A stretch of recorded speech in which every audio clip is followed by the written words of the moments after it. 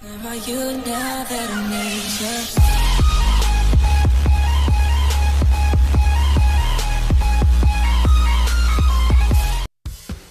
2018 Mazda 6 redo includes turbocharged engine changes extend to the interior, where the new 6 features completely redesigned front seats and an all-new dashboard design. An 8.0-inch infotainment screen is an inch larger than the unit in the current car. Other niceties include an available 7.0-inch digital display in the gauge cluster, a head-up display that projects information onto the windshield, a 360-degree camera system, and ventilated front seats. Additionally, the adaptive cruise control system is now capable of bringing the 6 to a complete stop and can accelerate the car back up to the set speed once traffic clears. Accompanying the mid-size Mazda updated interior, refreshed exterior, and revised powertrain lineup is a new, top-of-the-line signature trim exclusively offered with a more powerful turbocharged engine.